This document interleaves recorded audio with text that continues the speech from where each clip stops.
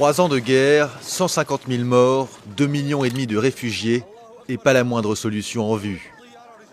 L'ampleur de la crise syrienne a dépassé tous les pronostics et le conflit est loin d'être terminé.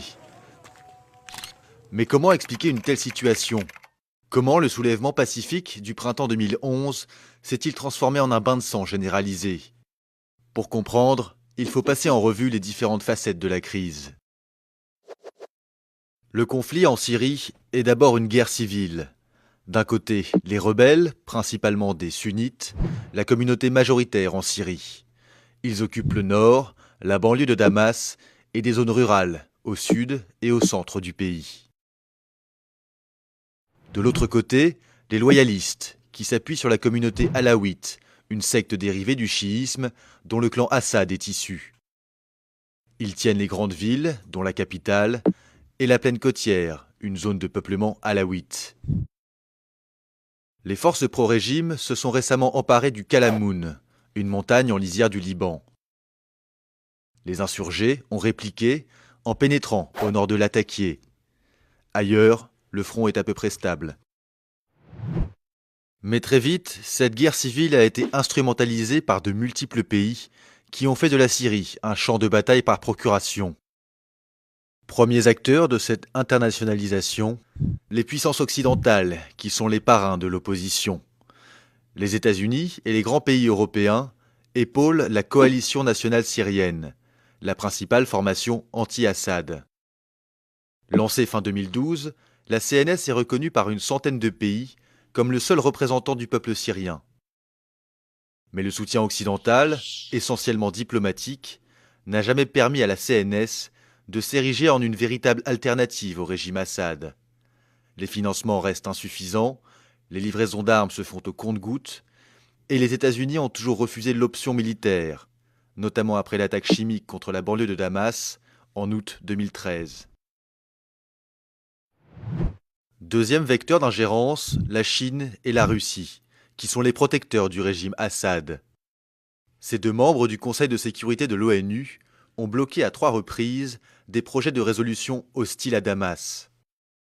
Par ailleurs, Moscou ravitaille en flux tendu l'armée syrienne. Dans cette crise, les motivations de la Russie sont de diverses natures. Économique d'abord, car le régime Assad est un vieux client de son industrie de défense.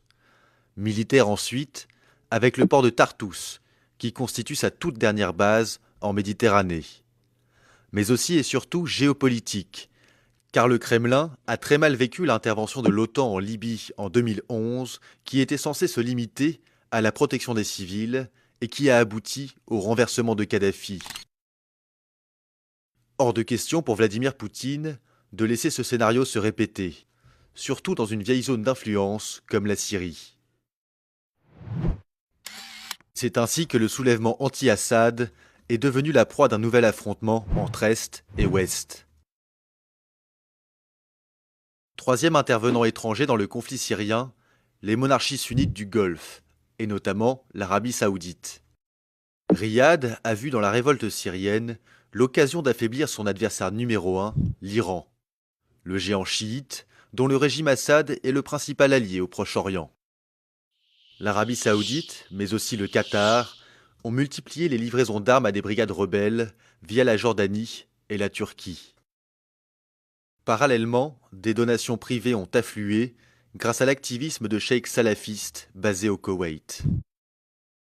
Avec le temps, les financiers du Golfe en sont venus à soutenir des formations de plus en plus extrémistes, comme le front Al-Nosra et la brigade Ahrar al-Sham, qui sont proches d'Al-Qaïda. Plus au nord, le gouvernement turc, très opposé à Damas, a joué lui aussi avec le feu, en laissant passer sur son territoire les recrues de l'État islamique en Irak et au Levant, un autre groupe djihadiste. En face, le régime Assad bénéficie du soutien de ses alliés chiites, quatrième et derniers acteurs de l'instrumentalisation de la crise syrienne. L'Iran fournit à Damas de l'argent, des armes et des conseillers militaires. Il y a aussi le Hezbollah, la milice chiite libanaise. Au début du conflit, ces combattants se contentaient de patrouiller le long de la frontière avec la Syrie. Mais peu à peu, ils ont été associés aux offensives des troupes gouvernementales. Pareil pour les milices chiites irakiennes. D'abord affectées à la défense du mausolée chiite de Sayyeda Zainab, elles sont désormais déployées dans tout le pays, notamment à Alep. C'est ainsi que la Syrie est devenue le théâtre d'un nouvel épisode de la rivalité ancestrale entre chiites et sunnites. Récapitulons. Guerre civile, guerre froide, guerre sainte, le conflit syrien est un concentré de problématiques locales, régionales et internationales.